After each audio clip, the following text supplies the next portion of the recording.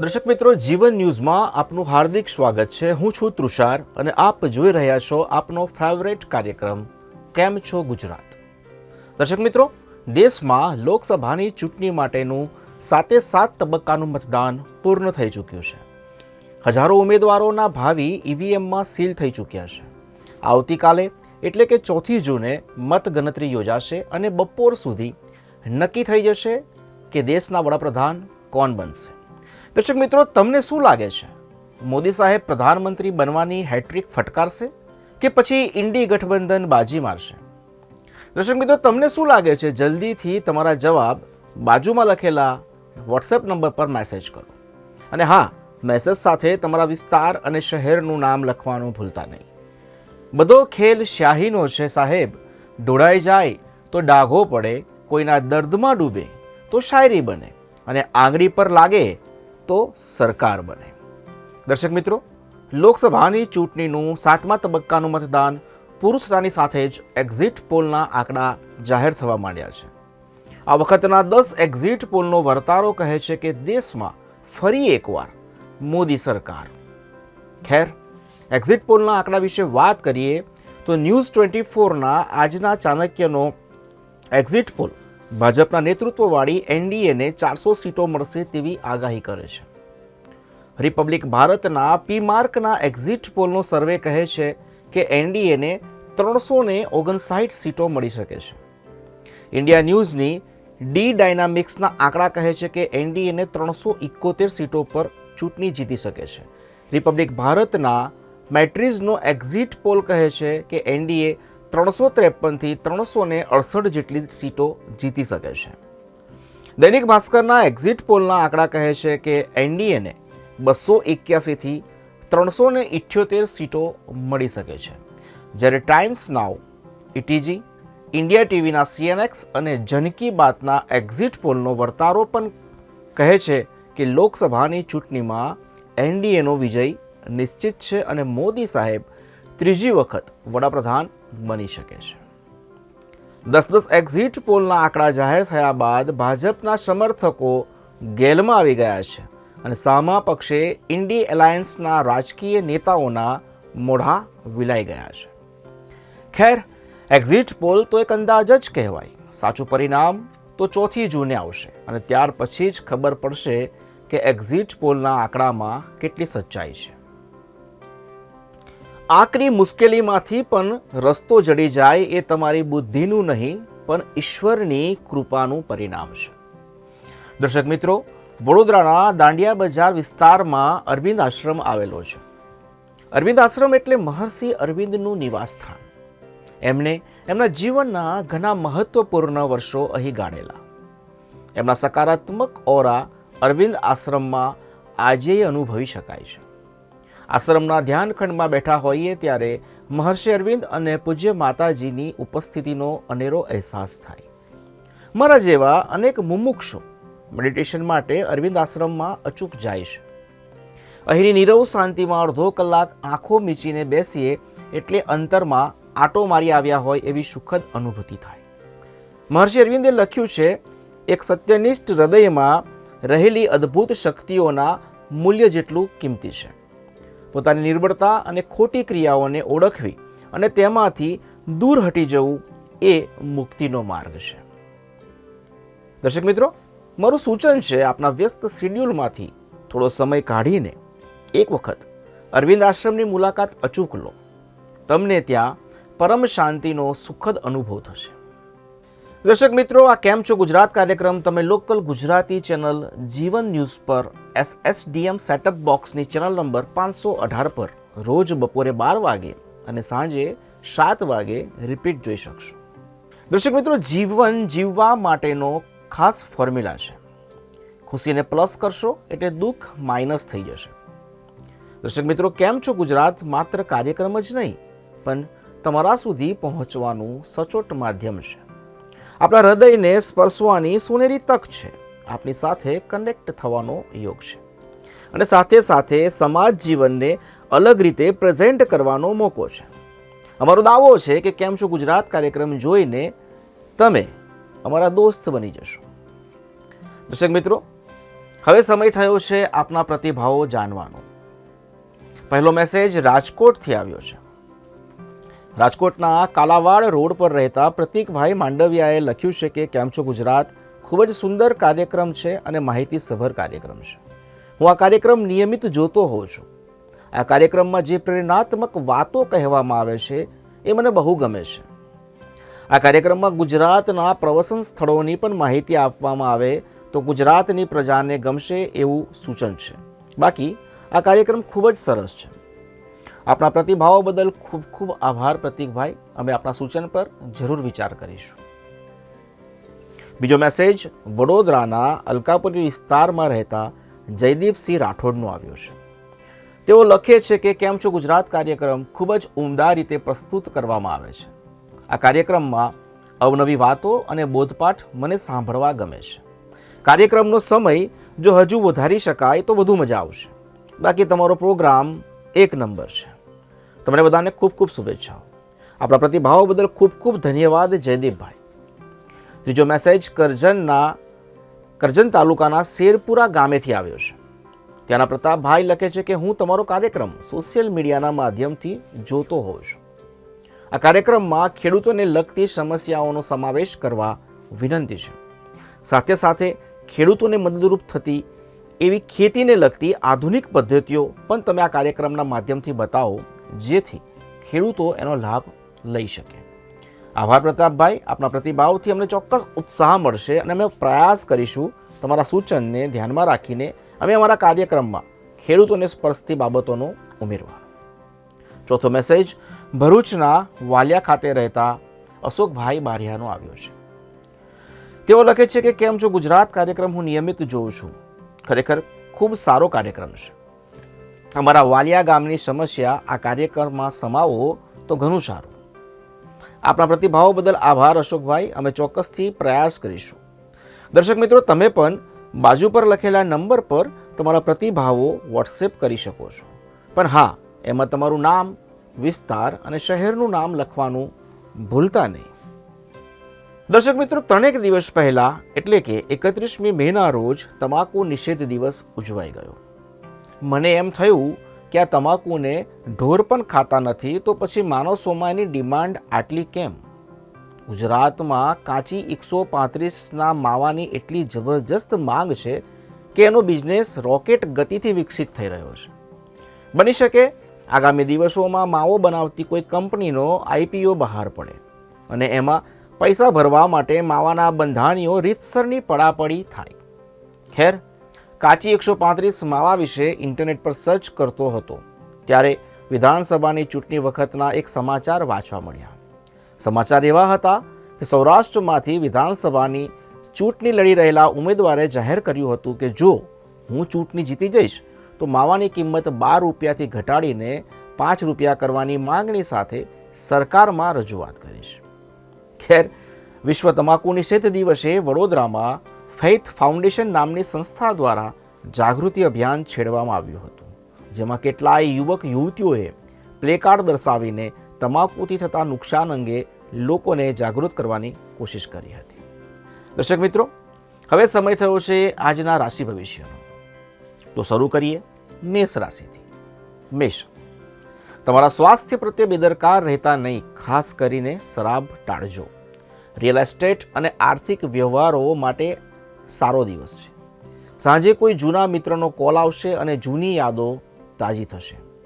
અંધાર્યો romantic ઝુકાવ આજે દેખાશે. સમર્પિત વ્યાવસાયિકો માટે બઢતી અને નાણાકીય લાભો મળી શકે છે. જ્યારે તમને લાગે કે તમારી પાસે તમારા પરિવારના સભ્યો અથવા તમારા મિત્રો માટે સમય નથી તો તમે પરેશાન થશો. આજે પણ તમારી માનસિક સ્થિતિ સમાન રહી શકે છે.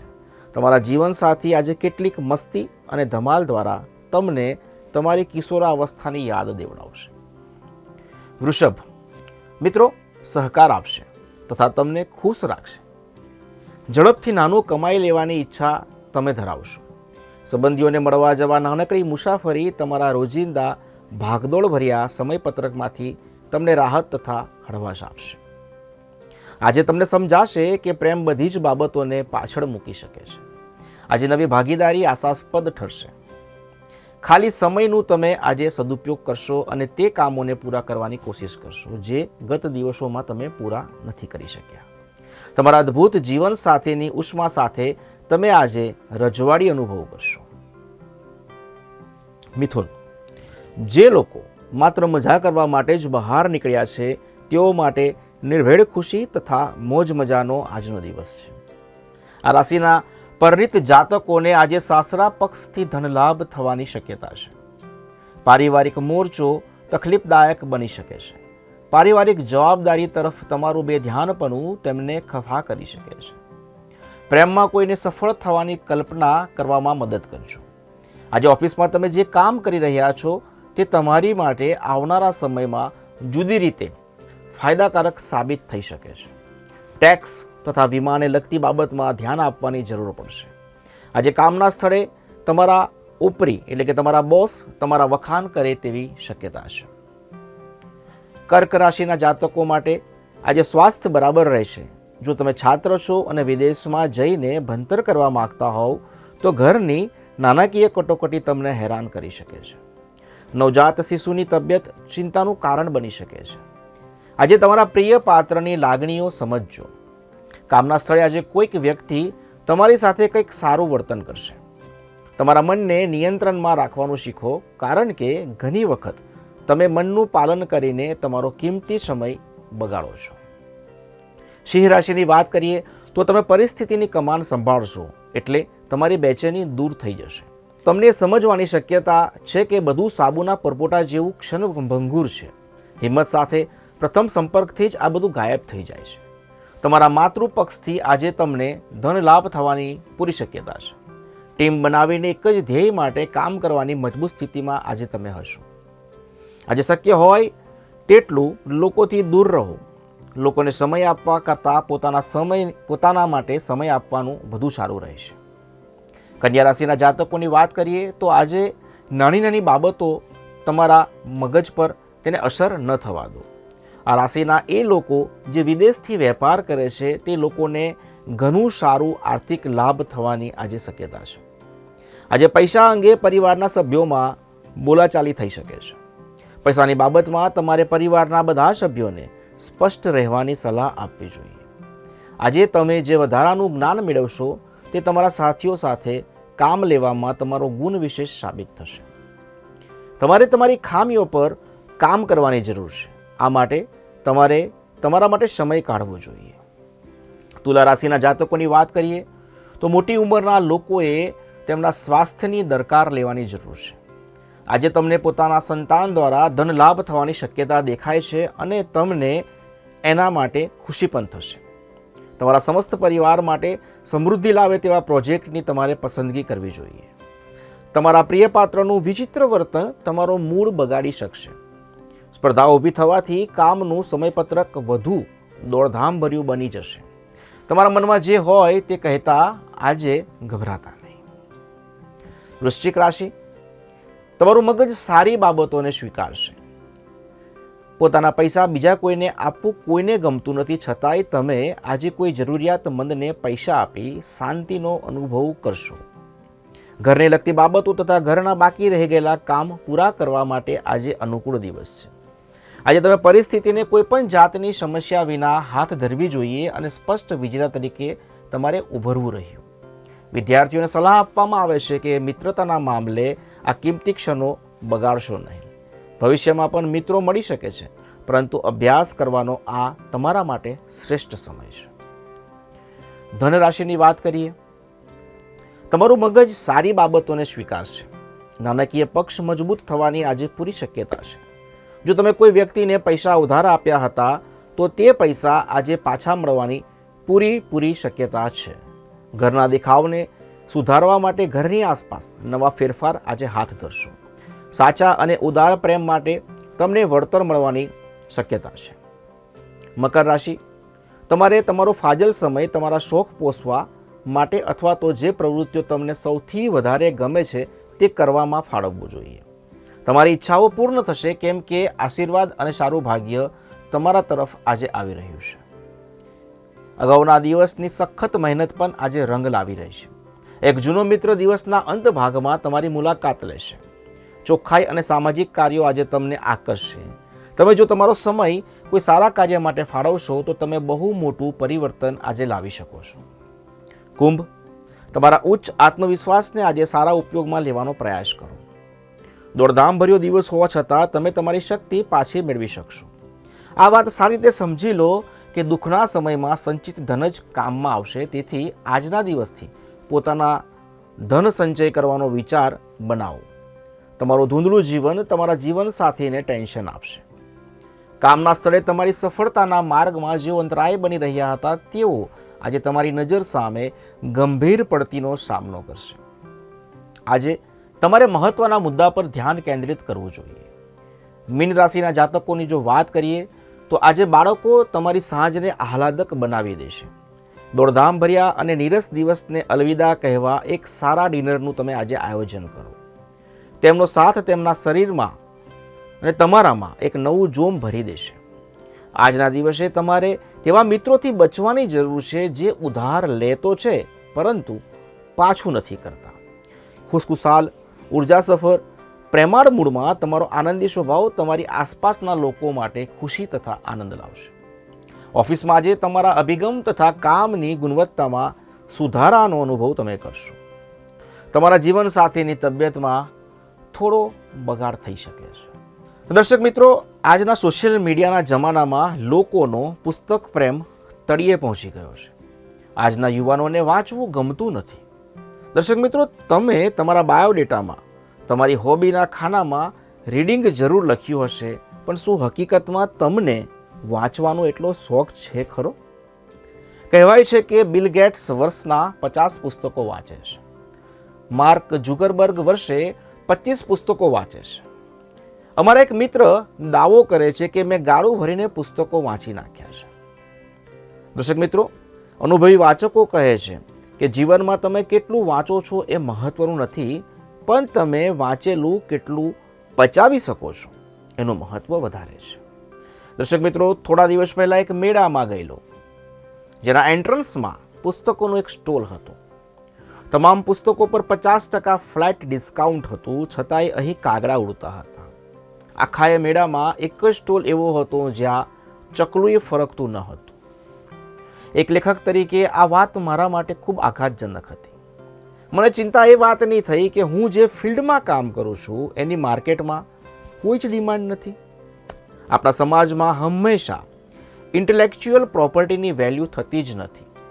ખેર, ઇન્ટેલેક્ચ્યુઅલ પ્રોપર્ટી એટલે કે બૌદ્ધિક સંપદા, જેની વૈશ્વિક ધોરણે હવે ચર્ચા થઈ છે. 26મી એપ્રિલનો દિવસ વિશ્વભરમાં ઇન્ટેલેક્ચ્યુઅલ પ્રોપર્ટી ડે તરીકે ઉજવાય છે, જેમાં સર્જકો, સંશોધકો અને સાહસિકોને તેમના સારા કાર્યો માટે સન્માનિત કરવામાં આવે છે. ખેર, સર્જન અને વિસર્જન એ સંસારનો નિયમ છે. સારી સ્ટોરી શરૂ થાય પણ હેપી એન્ડિંગ વિના એ પણ નીરસ લાગે છે. દર્શક મિત્રો, કેમ છો ગુજરાત કાર્યક્રમનો આ એપિસોડ હવે આજે આપણે પૂર્ણ કરીશું. આવતીકાલે પાછા મળીશું. ત્યાં સુધી આપના દોસ્ત તુષારને રજા આપશો. અને હા, બાજુમાં લખેલા નંબર પર તમારા પ્રતિભાવ વોટ્સએપ કરવાનું ભૂલતા નહીં. તમારા મેસેજના અંતમાં તમારું નામ, વિસ્તાર અને શહેરનું નામ ચોક્કસ લખજો.